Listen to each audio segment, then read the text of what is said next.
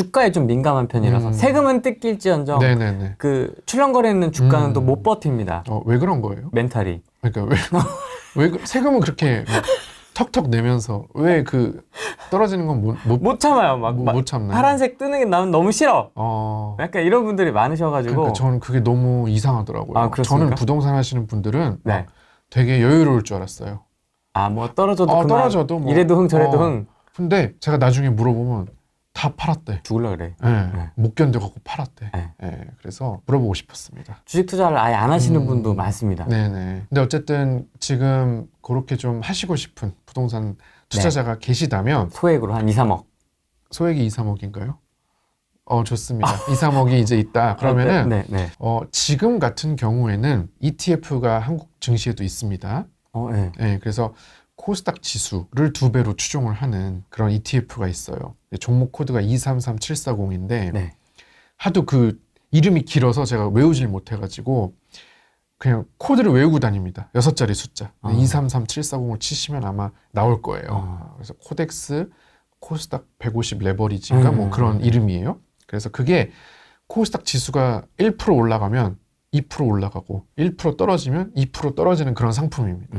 뭐 미국 주식 하신 분들은 너무 이제 익숙한 개념일 텐데 난 부동산만 하고 이제 주식에 대해서 아무것도 모른다 하는데 굳이 저는 그렇게 모르는데 개별 종목 막 공부해 가면서 할 필요가 있느냐 그런 입장이에요. 그래서 평상시에는 이제 233740이 그렇게 좋지 않습니다만은 지금처럼 어떤 특정 정치적인 사건이나 이런 거에 의해서 폭락을 해 있을 경우 그럴 경우에는 할만하다. 네, 그럴 경우는 할만하다라고 생각을 합니다. 그러니까 평상시 별일이 없을 때는 기본적으로 한국 주식은 단타로 막 빠지는 시장이라 가만히 233740을 사두고 놔둔다고 해서 막 올라가는 건 아니거든요. 그건 미국 증시가 그런 거지.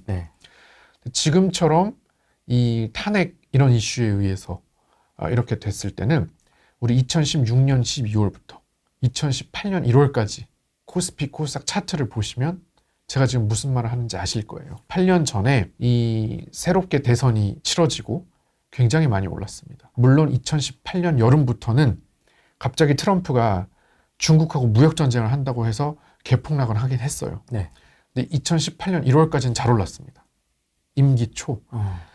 미국도 트럼프 대통령이 임기 초였고 한국도 문재인 대통령의 임기 초였기 때문에 굉장히 그런 드라이브가 강하게 걸릴 수 있는 조건이었죠. 양국이 서로. 임기 초니까.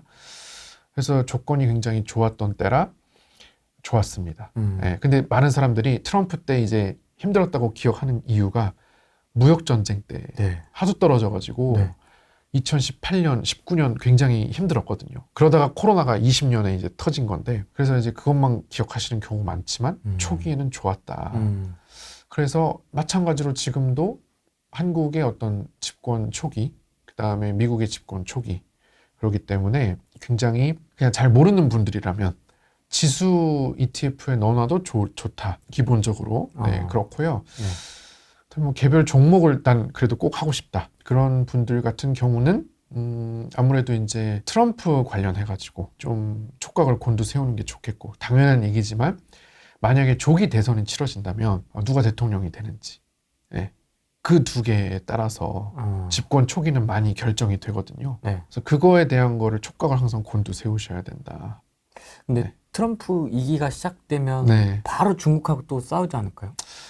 이제 많은 사람들이 그렇게 예상을 하고 있는데 시장이 어느 정도 그거는 한번 겪어봐가지고 좀 준비가 돼 있는 상황입니다. 오히려 제가 트럼프 2기 때 조금 주목해 봐야 된다고 생각하는 거는 북한과의 관계예요. 북한이요? 이게 굉장히 지금 미묘합니다. 왜냐하면은 트럼프 대통령이 집권 1기 때 김정은하고 3번 만났습니다. 한 번 만난 것도 되게 대단한 일인데 그렇죠. 3번이나 만났어요. 물론 성과는 아무것도 없었습니다만은 트럼프가 그 이후로 맨날 하고 다니는 얘기가 있어요. 입버릇처럼. 나는 김정은과 잘 지낸다. 이 얘기예요. 이 얘기 아마 많이 보셨을 거예요. 나는 김정은과 잘 지낸다. 그 말은 뭐냐? 바이든, 너는 북한하고 잘 못 지내니까 지금 저러고 있는 거 아니냐. 나는 달라. 나는 김정은하고 잘 지내기 때문에 나는 북한과의 관계를 다르게 가져갈 수 있어 라는 자신감이거든요. 그러니까 자기 외교적 성과가 제일 큰 게 북한하고 만난 거예요. 트럼프 반대하는 사람들은 거기 가서 아무것도 된 것도 없는데 그게 뭐 자랑이냐 하겠지만 트럼프는 일단 그게 자랑인 거야. 그 누구도 해내지 못한 걸 난 해냈어. 외교적 성과. 바이든 너 판문점 가봤음? 그렇지. 뭐 이런 거지. 그렇죠. 네, 바이든 아무것도 한 게 없잖아요. 그러니까는 그게 이제 외교적 성과로 계속 어필을 해서 당선이 됐기 때문에 분명 뭘 할 겁니다. 자, 1기 때는 그걸 내세워서 당선되지 않았어요. 1기 때는 오히려 북한에 대해서 아무 생각도 없다가 당선이 되고 보니까 북한 주한미군 빼야 되는 거 아니야? 막 이러다가 한국 정부가 뭐 설득을 해가지고 만난 겁니다. 네, 만났는데 만나고 보니까 그게 외교적 치적이 된 거예요. 그래서 2기 때는 선거 전부터 그걸 강조해서 대통령이 됐어요. 1기 때랑 상황이 다르죠 지금. 그렇기 때문에 물론 중국하고 바로 싸울 수 있습니다. 마찬가지로 북한과 바로 교류를 하려고 시도할 수 있습니다. 2기 때는. 네. 왜냐하면 일단 외교적으로는 자기가 제일 내세운 게 그거니까 보여줘야 되잖아요. 그 유권자들한테 네가 그렇게 김정은하고 잘 지낸다고 입버릇처럼 4년 동안 얘기했는데 네. 어디 얼마나 잘 지내는지 보자. 만약에 잘 못 지내면 어때요? 너 잘 지낼 수 있다며. 거짓말했네. 이렇게 공격에 시달릴 거 아니에요. 반드시 의무적으로라도 보여줘야 돼요 지금. 안 보여주면 안 됩니다 지금. 그렇기 때문에 북한과의 관계. 그런데 또 이게 굉장히 미묘하다고 하는 이유는 한국의 정권이 그 북한과 미국이 이 교류를 시도하려고 하는 시점에 탄핵 심판이 끝났냐 안 끝났냐, 대선이 치러졌냐 안 치러졌냐, 그때 다른 사람이 하고 있냐에 따라서 너무 달라진다는 거죠. 그게 미묘하다는 겁니다. 그래서 트럼프 1기 때는 이제 문재인 대통령과 함께 북한과 교류를 했는데 이번에는 이제 누구가 파트너가 될 거냐. 그게 굉장히 중요한 포인트입니다. 아무래도 네. 뭐 지금까지로 보면 네네네. 어쨌든 민주당 쪽에서 정권을 잡지 않겠습니까? 뭐 그럴 확률은 지금 높죠. 그런데 시기의 문제라는 겁니다. 언제 조기 대선이 치러지고 언제 정권이 바뀌냐는 모르는 거잖아요. 그럼 헌법재판관 그 판결이 언제까지 되느냐에 달려 있는 거라. 네.